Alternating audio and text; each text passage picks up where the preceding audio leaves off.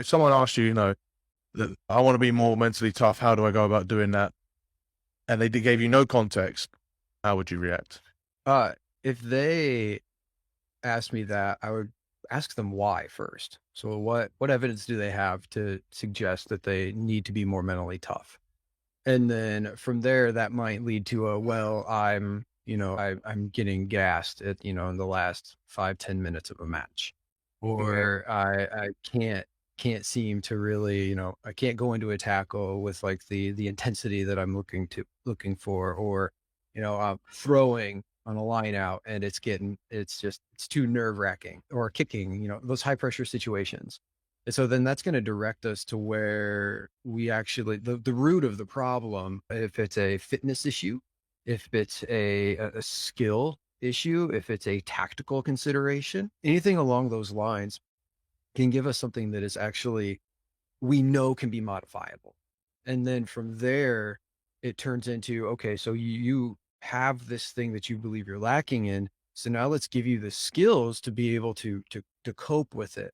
If it's a fitness thing, I'm just not tired enough. Okay, well, the reality is that's not mental toughness. That's just fitness. And so let's enhance your fitness. Where are you lacking? What kind of standardized rugby tests can we do to see, is it an aerobic fitness? Is it anaerobic? Is it the combination of repeated sprint ability and that kind of stuff? So that'll direct us to where we want to be. But when working with somebody from a mental toughness standpoint, it's helping them to understand that there is more than just mental toughness that results in whatever they think they're lacking in. It's not just this idea that I need to go and just beat myself apart physically in order to do well, in order to enhance this. There are coping mechanisms that you can introduce. There's a deeper understanding of the psychology of the individual that becomes really important, that is going to have the actual impact rather than just hard physical training through and through. And we need hard physical training. Like, I'm not saying no to that, but it's just, let's be deliberate about how we incorporate that kind of thing. Okay. And then from there, like, that leads me to sort of two main areas of or trains of thought. The first one is sort of, if we're talking about being tough, like, it's almost which comes first, right? Because we always see someone who's performing really well, and we think, oh, they're really tough, but we're only saying that because they're performing really well. Maybe that's because they've already got the skills or the fitness or the whatever it is in place to complete whatever given task that is. There's no real indication that that person's tough. There's just the indication that person is better, right? And I think weirdly enough, that might even make that person less tough because they're less used to adversity if they're used to more. Is that something that you found as well? It's actually ends up being more of the opposite. Like someone that's less skilled but and subsequently less successful is actually, like, if we're looking at it quantitatively, is less tough. That could absolutely be the case. I think the best scenario is if anybody's ever seen the movie Waterboy, Mm. and they're setting up to do the onside kick at the end of the game. And the kicker's just scanning the crowd, or the front line. He's like, where's my guy? It's not what he says, but that's what he's looking at. And he looks for the person that is just literally, their eyes are telling them, don't kick it to me, don't kick it to me, don't kick it to me. I'm gonna botch this thing. And that comes with, you have that individual right there that it's just, they're not expressing mental toughness. But then you could also have the other side of it where it's this individual that, has had a lot of experience and they've done many different expressing mental toughness. But then you could also have the other side of it where it's this individual that, has had a lot of experience and they've done many different things. They probably do have what we would call more mental toughness because they have a confidence in their skills. They actually have, an arrogance about it, almost to the point that they believe they're better than what they are. And what's interesting is the literature will suggest that that person might actually like go above and beyond their true capacity as long as they believe in their abilities, regardless of if they have it or not. And so Okay. it really does come into this. We have to have people that have experienced a lot of different things. When I was working with volleyball before, One of the things that I loved having and loved seeing was struggle in the preseason. In American volleyball, it's the first, I don't know, month or so ish, 3 weeks to a month is all preseason. You're going and playing multiple games a day against really high caliber talents. You haven't figured out your rotation yet, your top six. And you want struggle there because you want people to be in uncomfortable scenarios. You want to teach them this is what you need to do in order to be like, when this happens, this is how you need to adapt to it. And then as the team and the goes through that group struggle, there turns into a collective understanding of what needs to be done, who is capable of doing what. You can see when your teammates struggle, and you can then get into actually being that really teammate, where we want people to support each other and understand what each other needs. And you might have that person that's never experienced any hardship, and then as soon as they do, if they crumble, eh, that's a complete and total lack of mental toughness. And is that something that can be trained, like through more exposures to that struggle? Oh, absolutely. I think that's the beauty of things like small-sided games, Hmm. especially in training for rugby, and all sports that it makes sense to incorporate them, is that you can design the game to be not only enhancing fitness, but to get them tired. If you know these people have never, like this particular athlete, they've never struggled, and as a coach, you understand what they also haven't experienced, you can then put them in that scenario. And whether if it's a big game scenario, those are a little tougher to mimic, but you can design things that are very, very game-like in terms of the speed, the fitness requirements, the fatigue they're experiencing, the tactics, the techniques. And then if you do that and you get them to experience it outside of competition, now you've at least it's not a new thing for them as they get onto the field. And all of those pieces are really important. You have to have game-like speeds. You have to have game-like fatigue and tactics and techniques. Because otherwise, as soon as they step on the pitch, it doesn't matter. Now Hmm. everything's moving much faster than what I'm used to, or I'm really used to this very specific constrained scenario, and I don't know how to adapt beyond it. It's kind of like long-term athlete development. Yeah. You don't want the one sport athlete. You want the kid that's gone up and they're playing jumping out of trees, that have done all of these kinds of things. They've dabbled in wrestling, basketball, and baseball, and soccer, and rugby, and all of these pieces, gymnastics, so that they've developed the motor pathways, the confidence, the struggle in doing everything, because they're not going to be that great. And that puts them in a better place to succeed later on as well. 100%. I don't want to sort of argue against a straw man, but there seems to be a case here for making sure that with all these different sports for kids, like there is a win and a loss. I think it's getting strange to the point there's a lot of no keeping scores and not letting anyone feel bad. And I'm like, why are we getting so upset that a 5-year-old is is sad? Like, like they're gonna be fine as adults. Like, no, even if if anything, they're gonna be worse if they're sheltered from any sadness as a kid, because that's not going to prepare them for the real world, right? Exactly. Like with our kids, we try to give them many as broad of a life experience as we can. I thought you were going to say you Because give them no chance in every sport. You just smash them every time. well, the funny thing is that you look at that and I want them to have broad experiences, but I also don't want them to be put in a scenario with somebody that is utterly incompetent. Mhm. And I mean, we had that even last summer. Signed up our kid up for T-ball. The coach comes out, it's this 14-year-old girl they have a volleyball, and now they're gonna start playing kickball. And then what she was actually doing, she decided to, "Oh, okay, we'll just have 15 4-year-olds stand in a line and throw a ball at a tee and then go chase it and go stand back in line."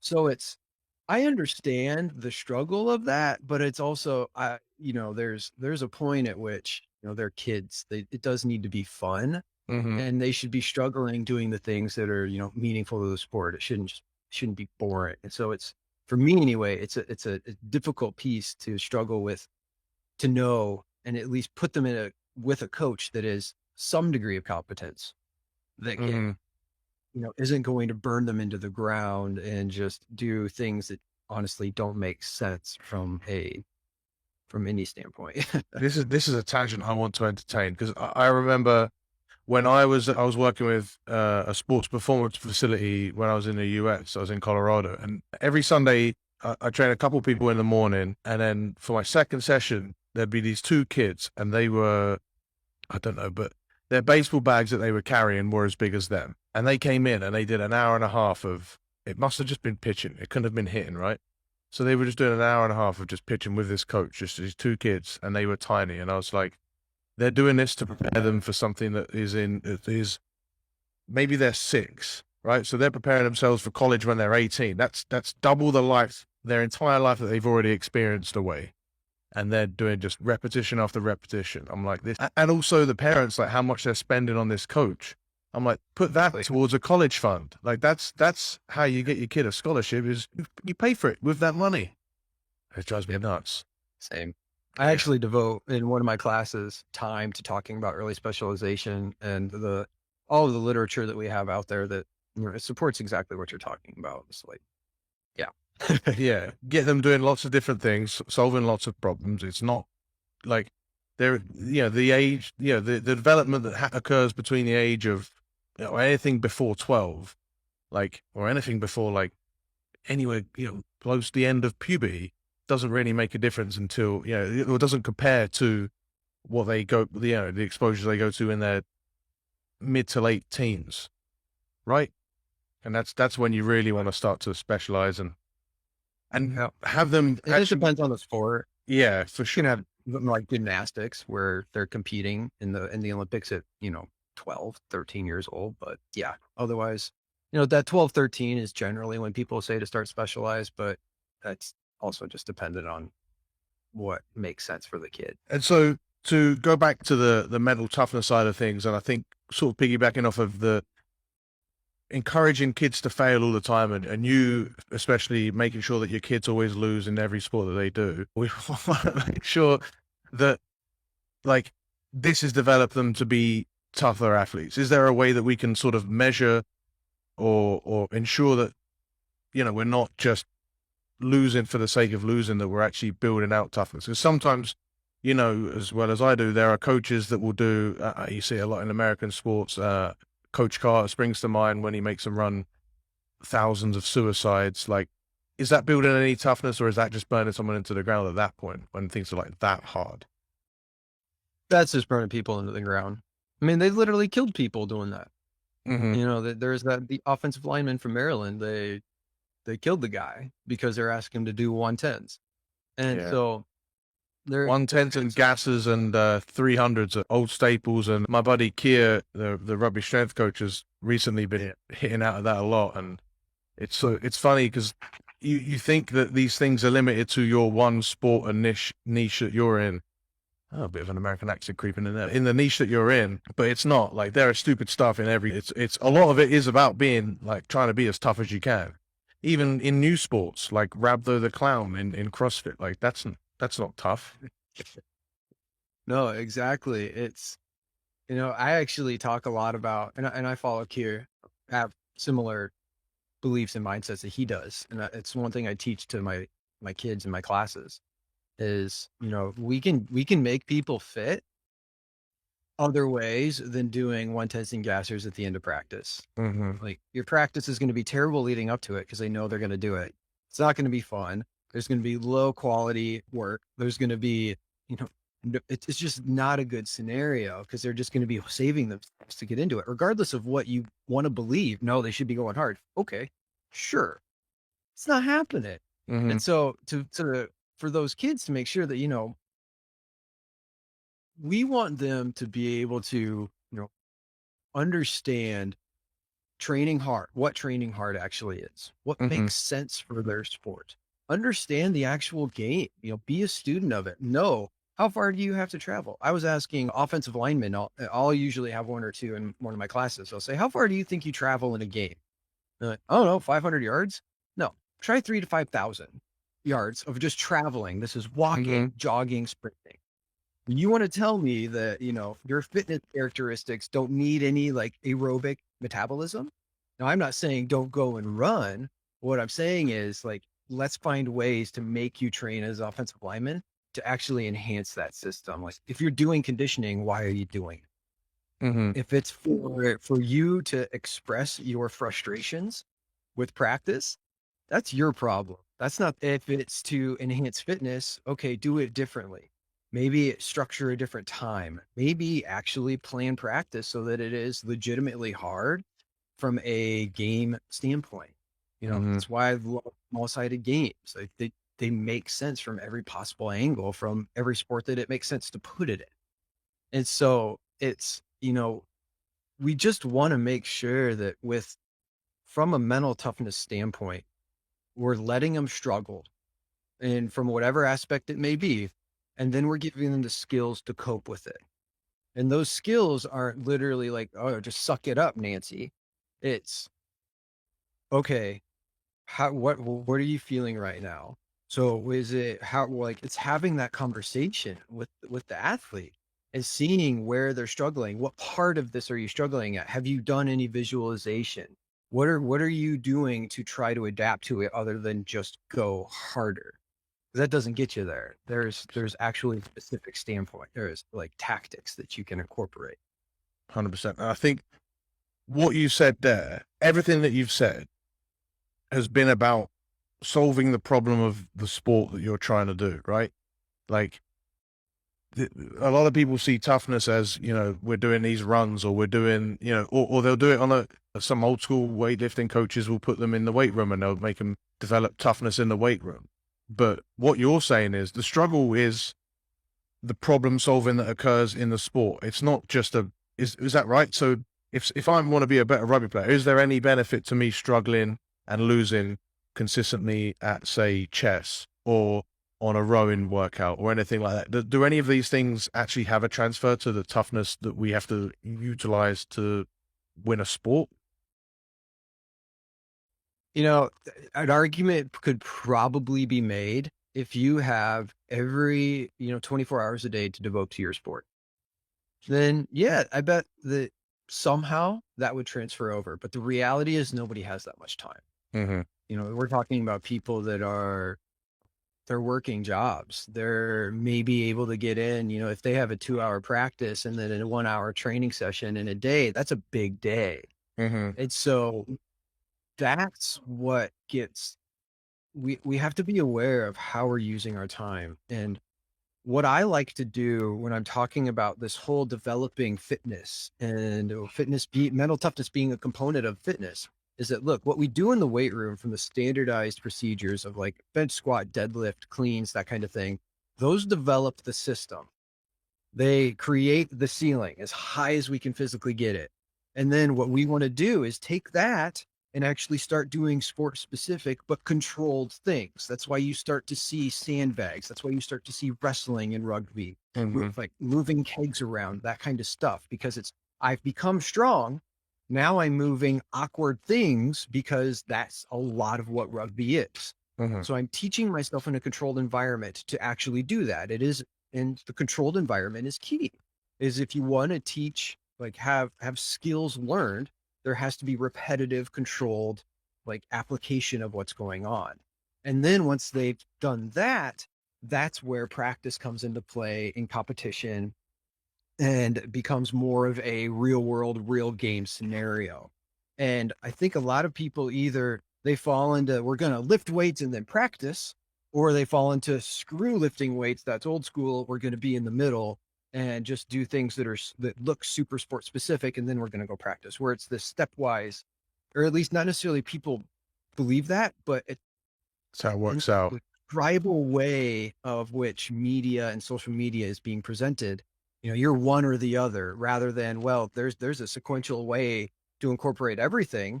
And what is best for the time that we have right now at the time of the year is really what we need to focus on. And we build into it, incorporate mental skills training along the way, and it works. Like even from a weightlifting standpoint, you want to teach somebody really high quality mental skills, the weight room, normal weight training session, pretty high intensity, silence, no talking, Mm-hmm. nothing. Like you can't even talk to tell your teammate what weight to put on the bar. And you have to find a way to communicate, find a way to get it in yourself. You can't talk in between sets. There's no music. You sit and you think. You're visualizing, you're practicing those pieces in the weight room, which help to transfer into other things because now you've got that skill. At least you started to understand how it works for you. And so they can be, but it's just how can we be creative about doing it without taking too much time and being add-on coaches as well. Mm-hmm.